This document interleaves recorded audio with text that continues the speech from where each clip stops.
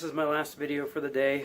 I wasn't planning on making this. In fact, this is very, very raw. In between the previous video and this one, I had a friend come into the office and told me about a member of our unit here whose son committed suicide last month. And I've known the gentleman whose son did this. I've known him for, gosh, I don't know, 15 years, almost 20 years now. I've known him for almost my entire career. And, you know, to hear this news is just devastating for me. And I'd never met his son. I haven't met his son before, and you know, so I didn't know him or any of these things, but I'm heartbroken. And my friend sat here and told me, as was related to him from this person, the whole story of how he found his son and what happened and the events leading up to it. And one of the biggest things of this was that there were just no warning signs, none. And in fact, they were plans for later that day. Before his mom left for work in the morning, he reminded her, hey, can we go get my hair cut and do these things afterwards? No indicators to show that something might be happening.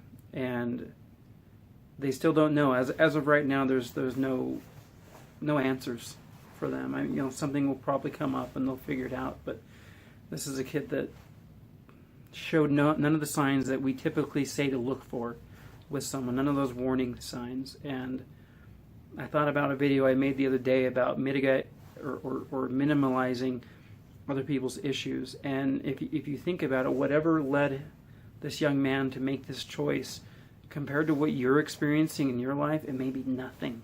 It may be so insignificant. But whatever it was for him was enough. Was enough that he couldn't bear it anymore. And I just think, what could have been done? I don't know. I don't know if anything could have been done. And that's one of the worst things to accept about suicide, is there are times when you can do all the right things. You have all the right answers. You've done all the right things. But you can't take away someone's choice. You can't take away someone's agency. All you can do when something like this happens is to find a way to cope.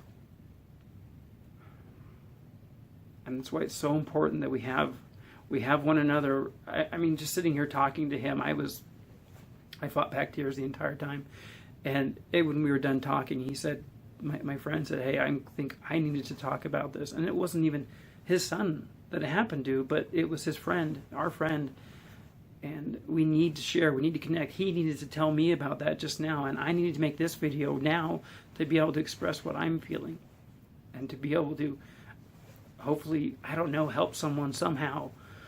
And all I could think while sitting there is, I want to go home and hug my son and hug my kids and my wife and let them know how much I love them and how devastated I would be if this ever happened in our home or with our family. All we can do is let people know how much they're loved and how much we need them around. And we live in a culture where we're making shows on Netflix about why people are committing suicide, and it's mainstream and everyone's talking about it and it's being glorified. And if we don't have these conversations with our kids, there was an 8-year-old the other day that killed themselves because they were bullying. I mean, we've got to take steps now to do everything we can to hopefully mitigate this. But again, at the end of the day, what you have to remember is you're only accountable for you and your choices. You can't choose for another person. And it's devastating that this happens. But all you can do is all that you can do. And the rest is up to them. I love you. I want you to be safe. I want you to take care of your family. I want you to take care of yourself. I want you to know that you're loved. Some of you watching this have never even met me, but I want you to know how much you're loved. I've lost so many people in my life to suicide or to accidental overdoses. And I just wish more than anything I could go back before it happened and let them know how much we care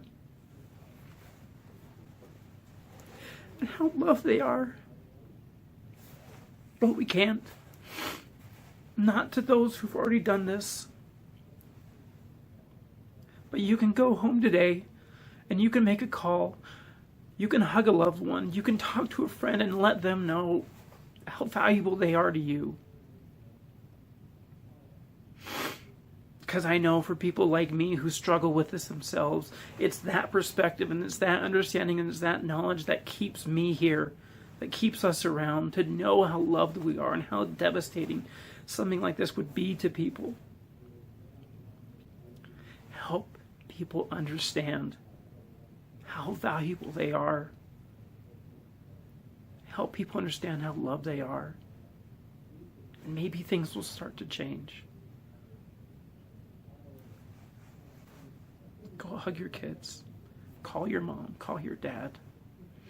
Hug your spouse. Let them know what you mean, what they mean to you. All we have is each other in the end.